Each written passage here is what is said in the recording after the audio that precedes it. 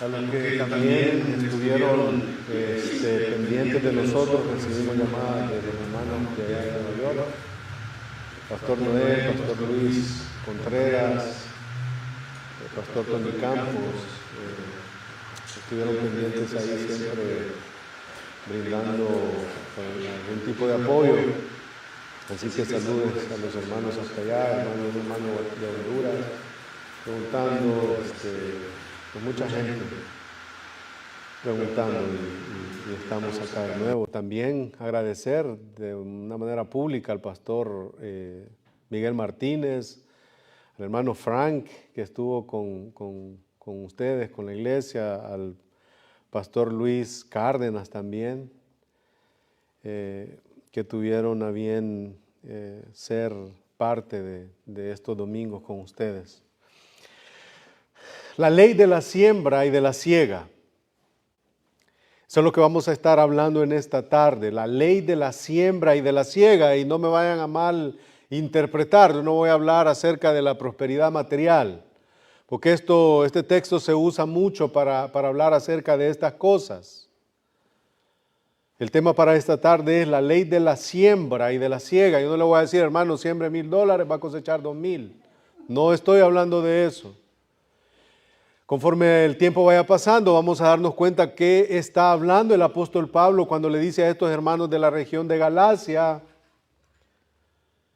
acerca de esta rama de la naturaleza que nosotros conocemos como la botánica. Yo me recuerdo, esta palabra botánica la escuchaba yo de pequeño, pero eso tenía que ver con plantas, tenía que ver con frutos, tenía que ver con semillas, tenía que ver con eso, pero ahora se tergiversó y ahora cuando nosotros hablamos de botánica estamos viendo un montón de negocios que dicen botánica, pero son centros espiritistas. Gálatas capítulo 6, versículos del 7 al 10. Gálatas capítulo 6, versículos del 7 al 10.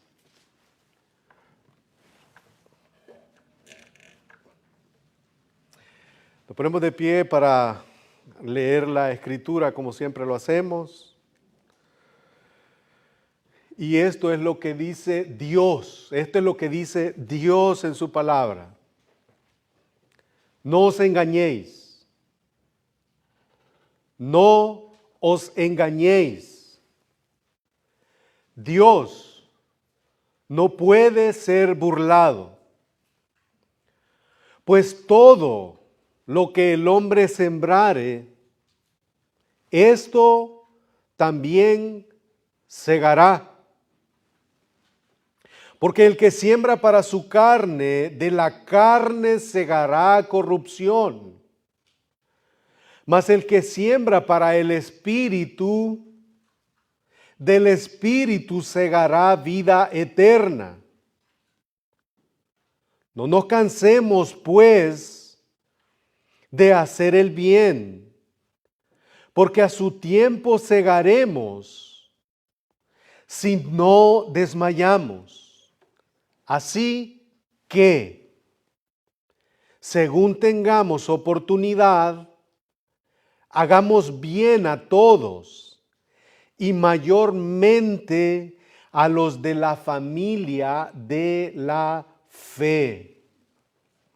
Bendito Dios, una vez más, gracias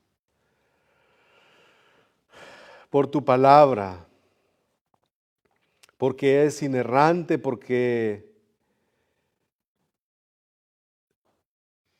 no contiene errores y porque en ella nosotros encontramos todo lo que necesitamos para la vida y para la piedad. Permite, Señor, que nuestras vidas sean dirigidas y sean movidas y sean guiadas por tu libro, por tu palabra revelada. Ayúdanos, Señor, a poder meditar en ella y que sus demandas sean una realidad diaria, Señor, en nosotros. En el nombre de Jesucristo también te pedimos que bendigas, Señor, a los niños que les des quietud, a los jóvenes, Señor. Nosotros no podemos captar su atención de una manera como quisiéramos, pero apelamos, Señor, a la obra única, exclusiva de tu Santo Espíritu, para que sus oídos y los oídos de cada uno de nosotros sean abiertos y que el mensaje de tu palabra sea conducido a nuestros corazones. Porque solo así y solamente así vamos a conocer a ese Dios en el nombre del cual nosotros estamos acá. Que sea exaltado tu nombre, Señor, en esta reunión. Lo pedimos en los méritos o por los méritos de nuestro Señor Jesucristo. Amén. Pueden tomar asiento.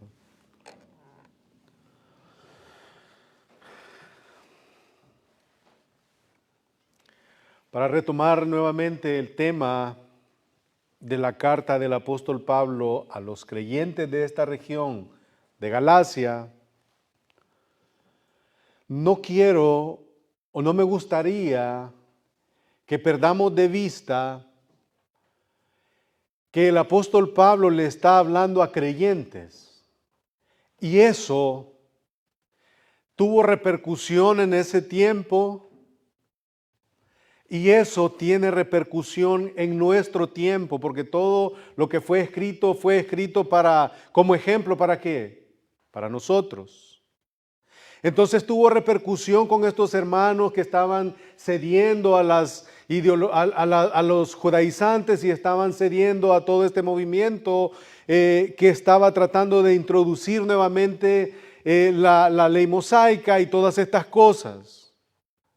Hubo hermanos que cedieron y estaban cediendo a estas cosas, como también en la iglesia, en la actualidad, hay hermanos que ceden, hay iglesias que introducen cosas, no necesariamente leyes judaizantes, pero están trayendo cosas, actividades que no tienen nada que ver con Cristo y con su evangelio. Y eso es lo que llamó y llevó a Pablo a escribir esta carta.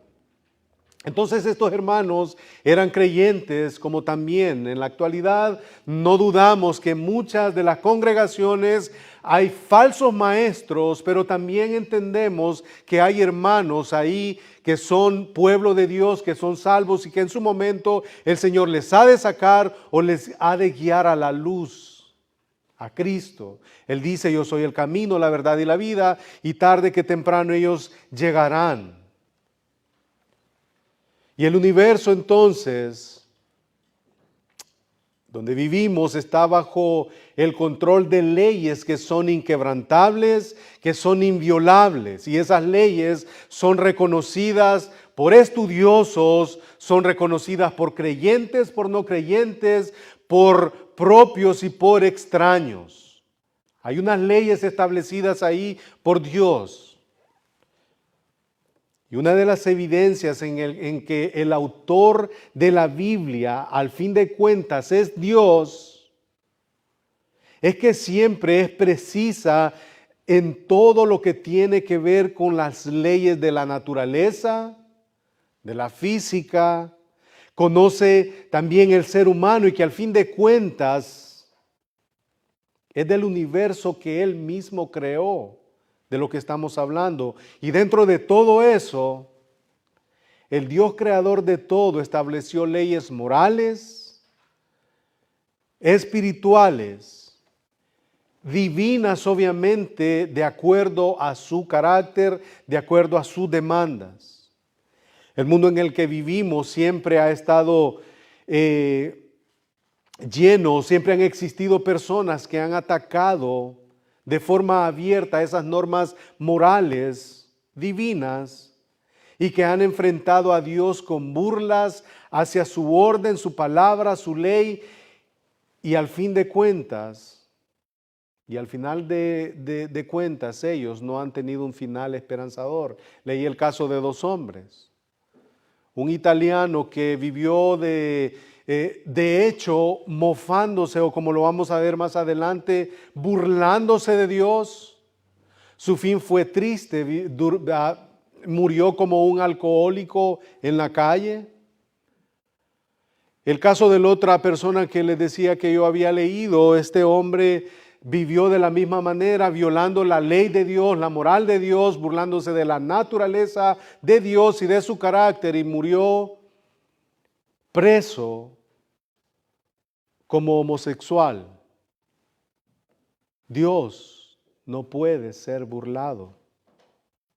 Judas capítulo 1 versículos del 18 al 20 dice: los que os decían, en el postrer tiempo habrá burladores. Judas tiene un capítulo, el versículo del 18 al 20.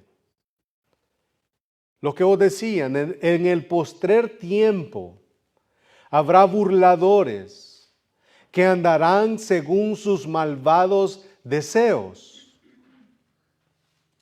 Estos son los que causan divisiones, los sensuales que no tienen al Espíritu.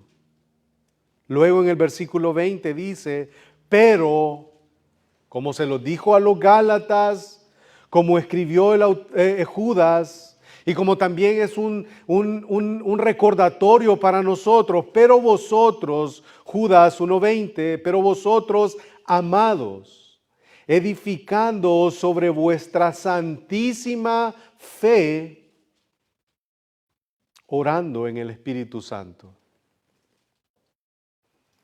Así que, hermanos, en todas sus dimensiones, incluidas la moral y la espiritual, Dios ha diseñado su mundo, su universo, en base a leyes absolutas, y una vez más, no son negociables. No son negociables. Y en esta sección entonces de Gálatas capítulo 6, versículos del 7 al 10, el apóstol Pablo aplica una ley conocida de la botánica, como mencioné, de la naturaleza, que una semilla solo puede reproducir su propia especie, y cada uno de nosotros lo experimenta. Una semilla solamente puede reproducir una de su misma especie, porque yo no he visto a alguien cuando ya se viene el tiempo del café, por ejemplo, poniendo el ejemplo del hermano. El café, viene el hermano y él no va a ir a comprar maíz para producir café. Él va a ir a comprar café, sembrar café para poder pepenar café, así se dice, pepenar, producir café. El día de ayer nosotros vamos a una tienda a comprar semillas para poder sembrar en un pedacito de tierra que tenemos. Mi esposa compra unas semillas de girasol esperando que hayan girasoles. Y eso también es lo que nosotros producimos cuando sembramos en la carne. Cuando sembramos en la carne, ¿qué es andar en la carne, vivir para la carne, las obras de la carne? Ya nosotros lo vimos de manera abundante en los capítulos anteriores. Es corrupción, es perdición, es juicio eterno. Entonces en esta sección se establece que una semilla solo puede producir su propia especie, y esto el apóstol Pablo lo hace con el fin de ilustrar las leyes paralelas y que de igual manera son inviolables, una vez más, en los campos tanto moral como espiritual. ¿Qué era lo que el apóstol Pablo entonces estaba atacando cuando escribió esta carta? El legalismo judío. Y lo ha hecho en base al Evangelio, en base al sacrificio de Cristo porque eso es suficiente para la salvación de las almas. Nadie puede venir acá y tratar la manera de cumplir una ley, de guardar un día, de hacer todo este tipo de cosas con tal de ganar la salvación. No se puede. Lo único que un ser humano, como lo hicieron los Gálatas, como lo hicieron los Corintios, como lo hicieron los Colosenses que nosotros ya estudiamos y como lo debemos hacer nosotros, es únicamente confiar en Jesucristo para la salvación de nuestras almas. Al principio del capítulo 6, el apóstol Pablo ha dado instrucción para estos creyentes. Y lo ha hecho específicamente para aquellos creyentes que son espirituales. ¿Qué dice el capítulo 6, versículo 1? Hermanos, si alguno fuere sorprendido en alguna falta, ustedes que no andan en la carne, ayúdenle a aquellos que sí lo andan, y ustedes que andan en el Espíritu, ayúdenle a sus hermanos que no sigan sembrando para las obras de la carne, porque al final ellos van a sembrar corrupción. ¿Y qué es lo que tiene esta palabra corrupción? Bueno, se refiere a una pudredumbre. Por lo general se usaba para hablar acerca de los alimentos que un día eran de beneficio para el cuerpo. Entonces estos alimentos se empezaban a descomponer y al final terminaban corruptos, podridos.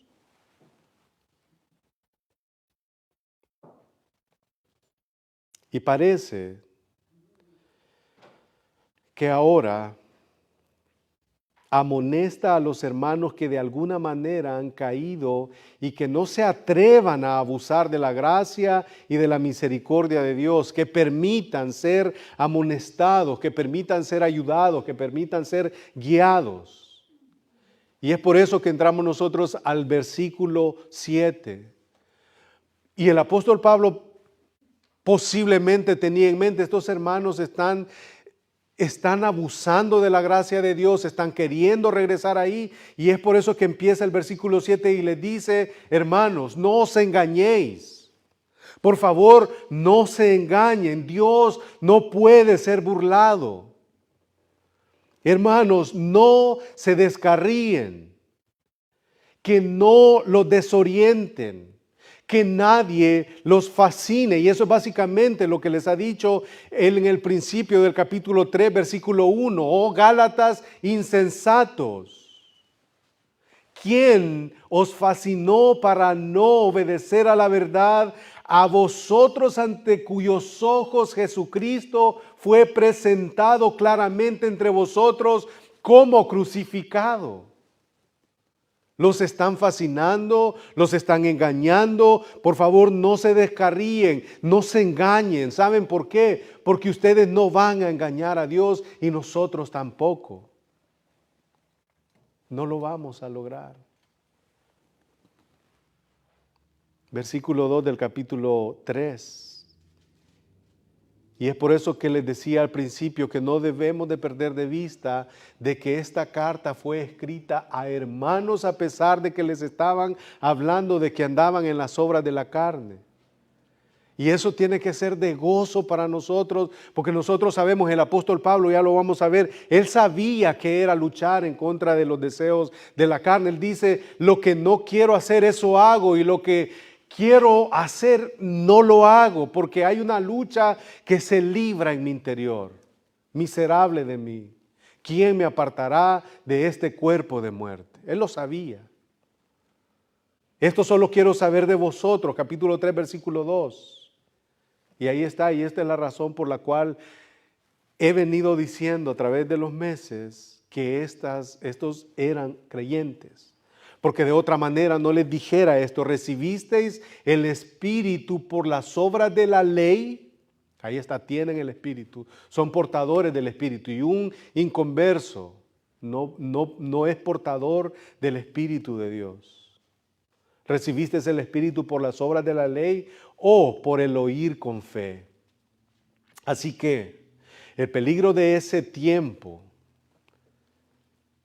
y el peligro de la actualidad, el peligro de nuestro contexto, eran y son los falsos maestros y son los falsos hermanos. Y es que el peligro no solo radica o radicaba en la maldad de sus enseñanzas, que guían más y más a la impiedad, sino que también en el hecho que son enseñadas como verdades de Dios, como palabra de Dios. Eso fue destructivo en ese tiempo y sigue siendo destructivo el día de hoy. Porque estos falsos hermanos y estos falsos maestros afirman enseñar en nombre de Dios. Y es por eso que es peligroso. Y el apóstol Pablo está una vez más amonestando a estos hermanos, por favor, no se engañen. No se dejen hechizar, no caigan en las trampas de los falsos hermanos. Es por eso que el creyente debe de estar siempre sometido a todo el consejo de Dios. Cada creyente. Un creyente no enseñado, un creyente no instruido, es un creyente débil y por consecuencia es un creyente vulnerable.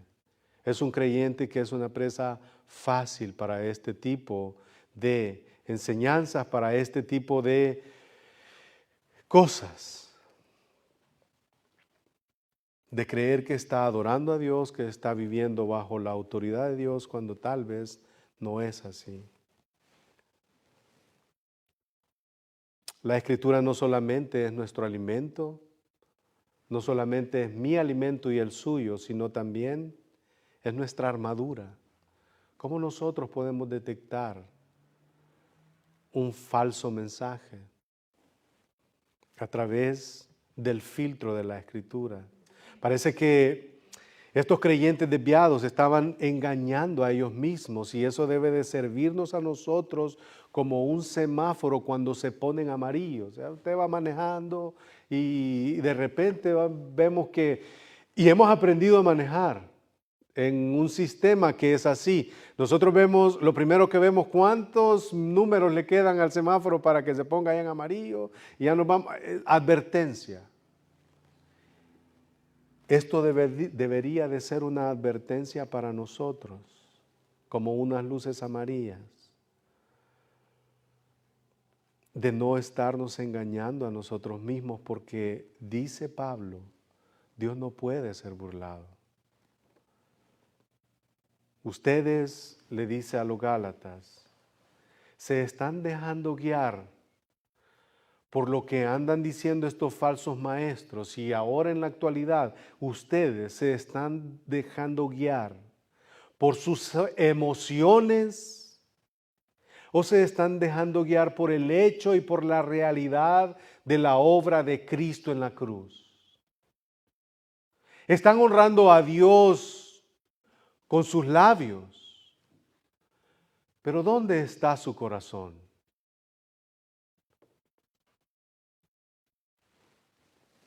Este pueblo de labios me honra, mas su corazón está lejos de mí. Pues en vano me honran, enseñando como doctrinas, mandamientos de hombres. Y un texto paralelo también es Isaías 29:13. Jeremías 17:9 dice, engañoso es el corazón. ¿Están siguiendo los anhelos, los deseos de su corazón? No los sigan, ¿saben por qué? No os engañéis, Dios no puede ser burlado. No sigan sus sentimientos, no sigan su corazón, porque el corazón es perverso y es engañoso. ¿Quién lo conocerá? Y dice el versículo 10 de Jeremías 17:10, yo Jehová que escudriño la mente, que pruebo el corazón para dar a cada uno según su camino, según las obras de su carne, según el fruto, y ahí está el fruto de sus obras. No os engañéis, Dios no puede ser, y esta palabra llama la atención, burlado.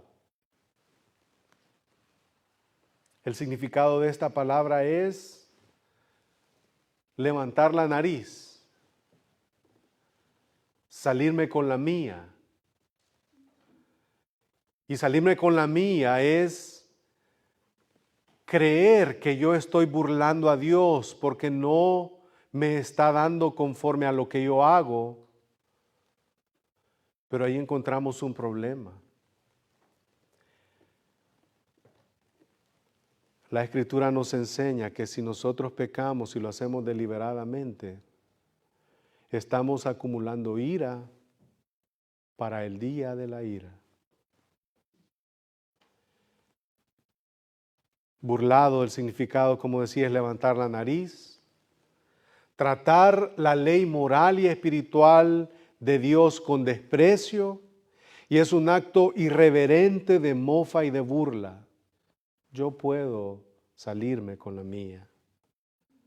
Siempre que nosotros como creyentes dejamos de reconocer la seriedad y la realidad del pecado en nuestros corazones, nos engañamos e intentamos burlar a Dios. Entonces, ya habiendo sentado la base del capítulo 7, del versículo 7, perdón, no os engañéis, Dios no puede ser burlado. Entonces nosotros seguimos avanzando y encontramos lo que dice la segunda parte del versículo 7. Y ahí hay una sentencia de la ley divina. Ahí hay una sentencia, una enunciación, hay una pronunciación de la ley divina. Y que es irrevocable, que es innegable, que es inviolable. Y dice, porque todo lo que el hombre sembrare, eso también segará. Esta ley es universal, esta ley es absoluta. Aplica en este campo que estamos hablando de la naturaleza, de la siembra, una semilla que da su fruto.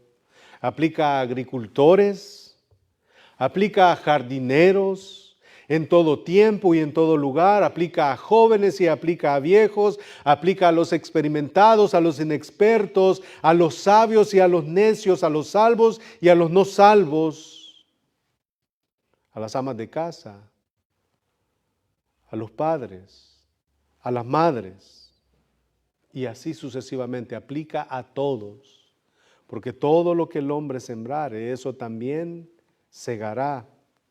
Esta verdad es tan imparcial, es tan inmutable como la ley de la gravedad. Tiremos una moneda para arriba, ¿qué va a pasar? Va a regresar, va a caer. No hay ninguna excepción. Lo que yo quiera, lo que yo piense, lo que yo anhele, no va a influir en absoluto en la operación de la ley de la naturaleza. Lo que yo siembre, eso voy a cosechar. A nivel secular, a nivel diario, en nuestro contexto como cristianos, en la calle, en nuestro hogar, cuántas cosas fueran diferentes si a la hora de sembrar nos hubiéramos puesto a meditar cuál iba a ser el fruto de lo que sembramos. Y eso aplica a todo. El ejemplo de lo que sembramos en casa, por ejemplo.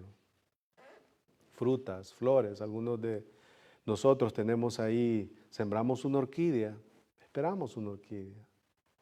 Sembramos un tomate, esperamos un tomate. Esa es la ley de la naturaleza. Si usted siembra, o sea, es inquebrantable, no podemos cambiarla.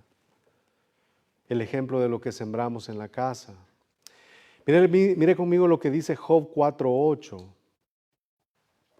Job 4:8.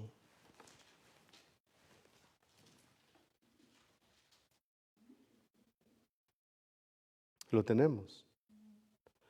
Como yo he visto los que harán iniquidad y siembran injuria, la van a cosechar, la ciegan. Proverbios 1 del 31 al 33. Proverbios 1 del 31 al 33. Comerán del fruto de su camino y serán hastiados de sus propios consejos. porque el desvío de los ignorantes los matará y la prosperidad de los necios los echará a perder. Comerán del fruto de su camino, comerán de lo que sembraron. Pero, ¿saben qué, hermanos? Lo que cosechamos no puede cambiar hasta que nuestra naturaleza haya cambiado. Y esto solamente puede ocurrir a través de la nueva creación que viene como resultado de confiar únicamente en Jesucristo y aferrarnos a Él y a su bendito evangelio. Hay una manera de cambiarlo. Hay una manera de la cual yo puedo cambiar eso que estoy sembrando. Y se puede manifestar y se puede trasladar y se puede transformar en mi beneficio en esta vida para la gloria de Cristo. Así que, amada iglesia, hay esperanza para usted y hay esperanza para mí si nosotros venimos a los pies de nuestro Redentor.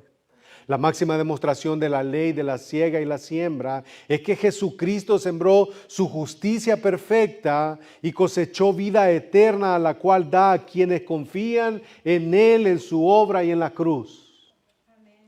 Romanos 2, del 9 al 10 dice: tribulación y angustia sobre todo ser humano que hace lo malo, el judío primeramente y también al griego. Pero, Romanos 2, 9 y 10. Pero gloria, honra y paz a todo el que hace lo bueno, al judío primeramente y también al griego. ¿Se dan cuenta? Hay esperanza. Entonces, después de dar esa sentencia de la ley divina, ahora pasa a dar una explicación de la ley divina. El versículo 8 de Gálatas 6. Porque el que siembra para su carne, de la carne segará corrupción, mas el que siembra para el Espíritu, del Espíritu segará vida eterna. La carne, como ya hemos dicho, es la residencia del pecado que todavía queda en la vida del creyente. Pablo reconoció esta verdad en su carta a los Romanos, capítulo 7, versículo 18. Yo sé que en mí, esto es, en mi carne no mora el bien, porque el querer el bien está en mí, pero no el hacerlo. Ahí está el querer, está ahí, pero no lo puedo hacer. ¿Qué son los deseos que me mueven a mí y mueven a ustedes, iglesia? Sembrar en la carne satisface los deseos malignos en lugar de permitir que el Espíritu someta a esa carne. Esa corrupción también de la que hablamos se refiere a la degeneración de ir de mal en peor, y como dije, en algunos casos se usaba para referirse a los alimentos arruinados que una vez fueron beneficiosos pero que ahora están corrompidos y pasan a ser de beneficiosos a dañinos. Se corrompieron.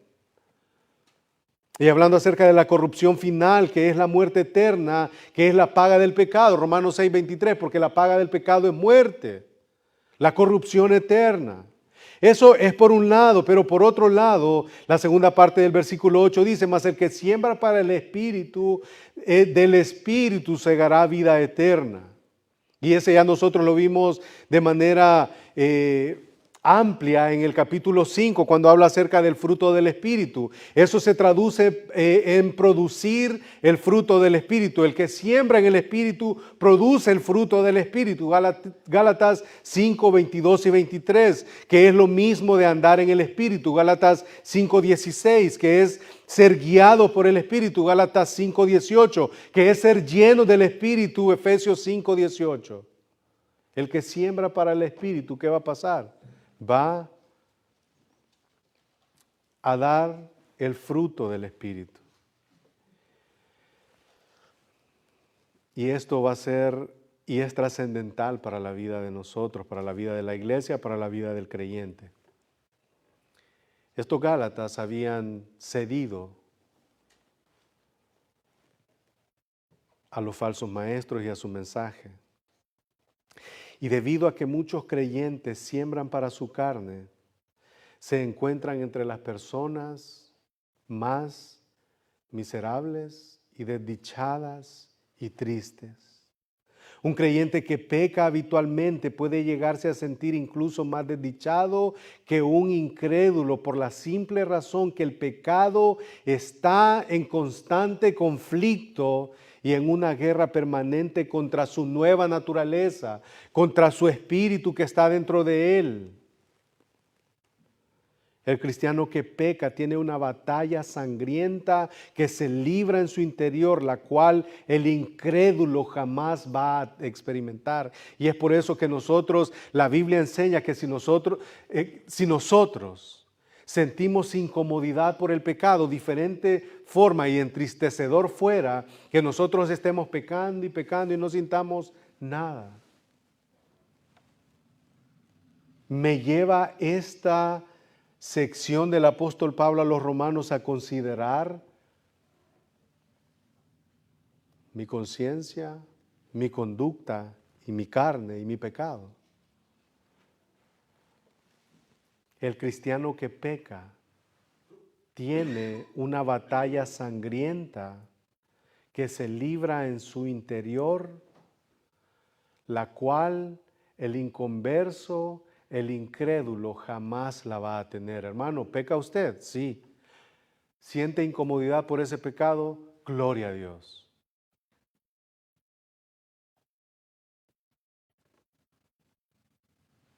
Porque entonces eso es una evidencia que la carne está luchando en contra del Espíritu de Dios que mora en usted. De manera que el creyente que peca no pierde el Espíritu, pero sí pierde el fruto del Espíritu, como lo vimos en Gálatas 5:22. Un caso muy conocido, un caso del cual todos los predicadores echan mano al hablar de esto. ¿Se recuerdan de David? David está ahí en su palacio. Betsabé, una mujer que asumen que era hermosa. David la mira y empieza a maquinar. Empieza a dar ¿qué? Las obras de la carne. La manda a llamar. No queda ahí. Para poder quedarse con el botín, llama a Urías Eteo, lo manda al frente de la batalla, lo manda a matar, prácticamente se convierte en un asesino. Y todos conocemos la historia y sigue y nace un niño y muere y entre su familia se andan queriendo matar. Pero cuando llegamos a Salmo capítulo 51, nosotros vemos la oración que David hace. Y la oración de él no es, Señor, devuélveme mi salvación. Porque el Espíritu de Dios no se aparta de él. Él dio el fruto, cosechó lo que sembró. Él dice en su oración en el capítulo 51, versículo 12, devuélveme el gozo. Y por eso decía yo que cuando un cristiano peca se vuelve un cristiano miserable. Porque hay una lucha ahí y se siente menos que todos. Y no es que perdió su salvación, y esto es controversial hablarlo. Porque ¿cómo es de que yo puedo decir que soy creyente pero puedo pecar o tengo la habilidad y la capacidad para pecar? Bueno, ya hablamos de Pablo, ya hablamos de Pedro también en su momento. Vayámonos a nosotros, nos compunge nuestro pecado.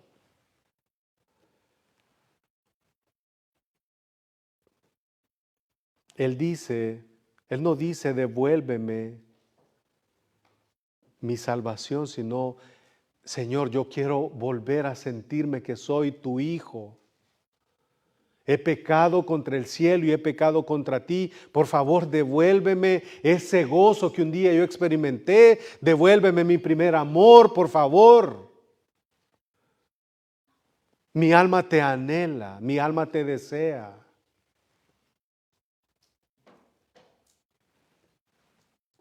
Y eso, hermanos, es Cuando yo leo el Salmo 51, yo sé que le puede pasar a usted, nosotros sentimos quebrantamiento. ¿Por qué? Porque usted y yo no éramos mejor ni somos mejores que David.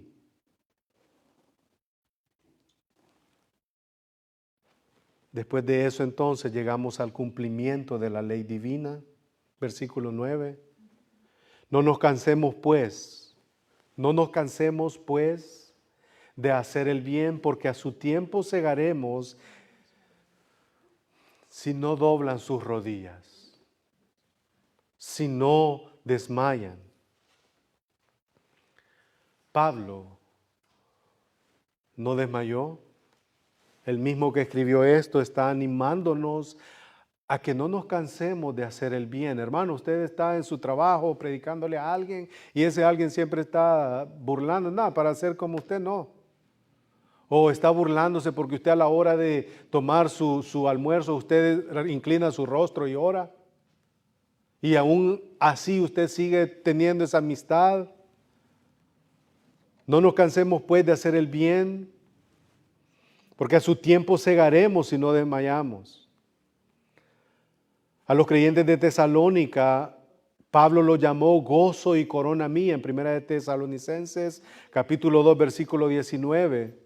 Al término de su carrera, también el mismo apóstol Pablo él pudo decir en 2 de Timoteo, capítulo 4, versículos del 7 al 8, he peleado la buena batalla, he acabado la carrera, he aguardado la fe. Él tuvo paciencia, no se cansó de hacer el bien.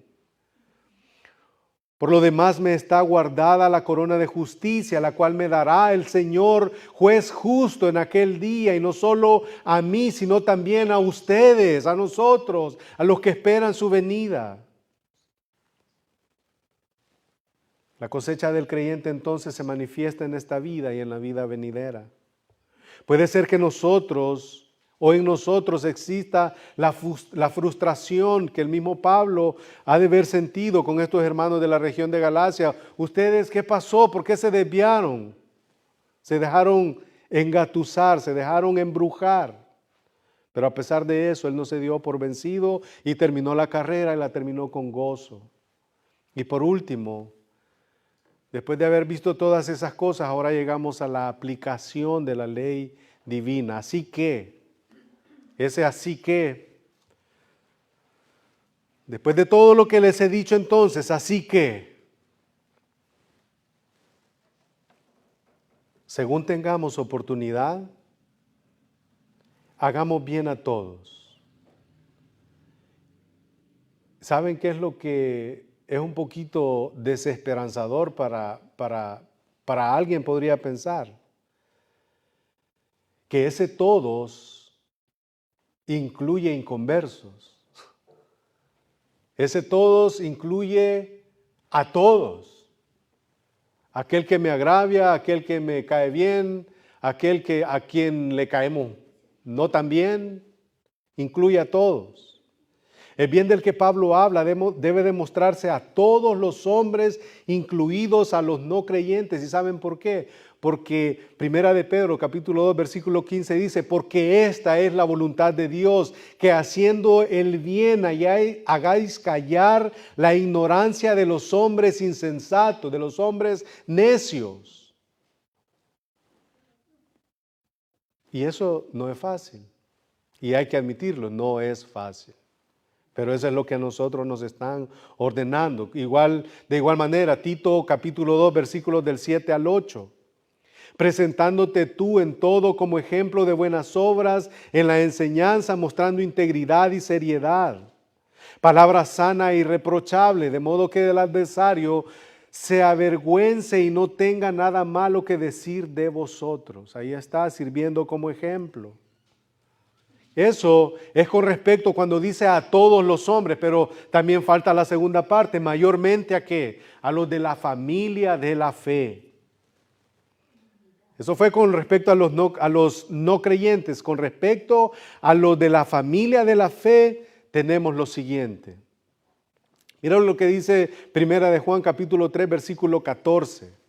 1 de Juan capítulo 3, versículo 14. Nosotros sabemos que hemos pasado de muerte a vida, dice Juan, en que amamos a los hermanos.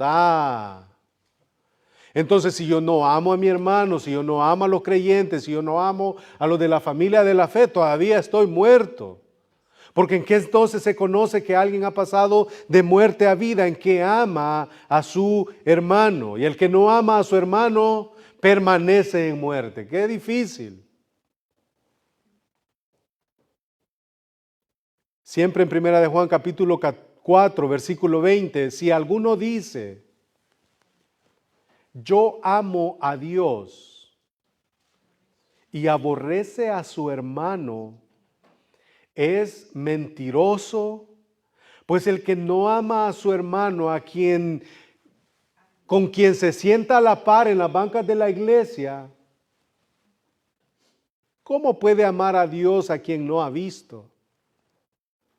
Y nosotros tenemos este mandamiento de Él, el que ama a Dios, mandamiento, ame también a su hermano. Qué bueno que tomamos la cena del Señor. Qué bueno que tuvimos la oportunidad de ponernos a cuenta con Dios. Qué bueno que tenemos la oportunidad de ponernos a cuenta entre nosotros. Y es por eso es que siempre promovemos. El viernes escuché de alguien que ya se está involucrando más con las hermanas y los hermanos. Qué bueno, ¿y saben por qué es? Porque siente aquella bienvenida, porque siente aquel abrazo, porque siente aquel saludo. Y qué bueno es eso. Porque una de las maneras en las que nosotros podemos darnos cuenta si somos discípulos de Cristo o no es en qué, si amamos a nuestro hermano.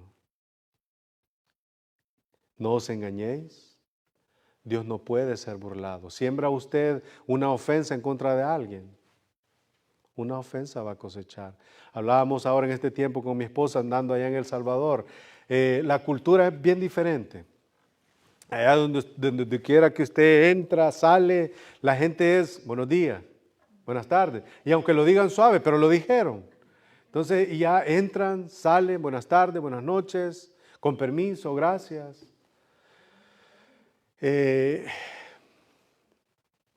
Cuando usted llega a un lugar y usted se muestra amable, recibe y percibe esa amabilidad de regreso. Esa es la ley de la siembra y de la siega. Ahora, hablando con respecto a la carne, a lo moral y lo espiritual es lo mismo.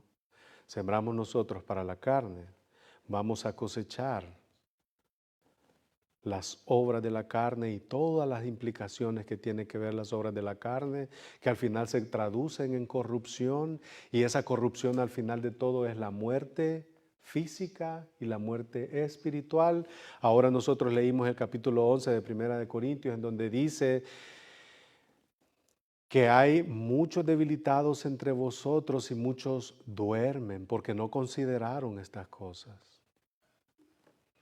Pero hermanos, qué gozo y qué consuelo saber que aún en nuestras debilidades podemos acudir a nuestro abogado, podemos venir al trono de la gracia sabiendo que el Dios nuestro no va a despreciar un corazón contrito y humillado. Y aún en cualquier debilidad y ante la falta del fruto del Espíritu podemos venir a Él como lo hizo David en el Salmo 52. Después de reconocer que había obrado en la carne, Él dijo, Señor, ten misericordia de mí. ¿Por qué? Porque yo sé que un corazón contrito y humillado tú jamás vas a despreciar. Qué gozo saber eso. Qué bueno que tenemos a un Dios. El Dios de David es el mismo Dios nuestro. Y si nosotros venimos a Él con un corazón contrito, arrepentido y humillado, la misericordia de Él se extiende, su gracia es recibida por nosotros y que todo eso se transforme y se traduzca en gloria solamente para Él. Amén. Oramos.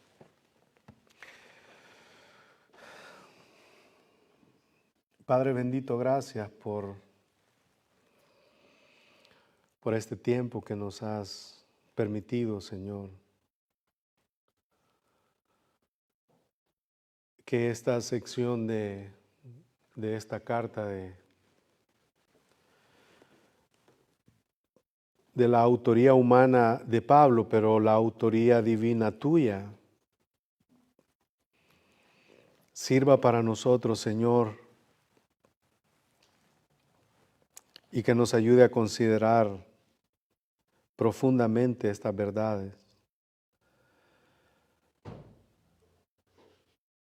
Ayúdanos, Señor, a vivir bajo la guianza de tu Espíritu, producir el fruto del Espíritu, luchar en contra de las obras de la carne, Señor. Gracias por la tarde en la que nos has permitido estar acá. Gracias por los hermanos, las hermanas, por aquellos, Señor, que no vinieron, que no están acá, Señor, cualquiera que sea el motivo por el cual no se congregaron en este día, que tú seas en ellos y por ellos, Señor. Gracias por tu misericordia y por tu bondad. Despídenos, Señor, en tu paz, en tu bendición. Vamos a iniciar una semana, Señor, y como siempre te oramos, Señor, que este tiempo no se quede, Señor, nada más en estas 2 horas, sino que empecemos desde ahora y regresemos el próximo día de culto, Señor, con la sensación de haber podido luchar en contra de la carne, sabiendo, Señor, que tú nos das la victoria. Gracias, Señor, por todo. Gracias por seguidores de Jesús Los Ángeles, por seguidores de Jesús allá en Nueva York, en Boston y donde quiera que estén reunidos en tu nombre, Señor. Bendice a tu iglesia, la iglesia universal en toda la ancha faz de la tierra. Por los méritos de tu Hijo amado Jesucristo, nosotros oramos. Amén. Amén. Dios les bendiga, hermanos. Dios les bendiga. Nos miramos el viernes.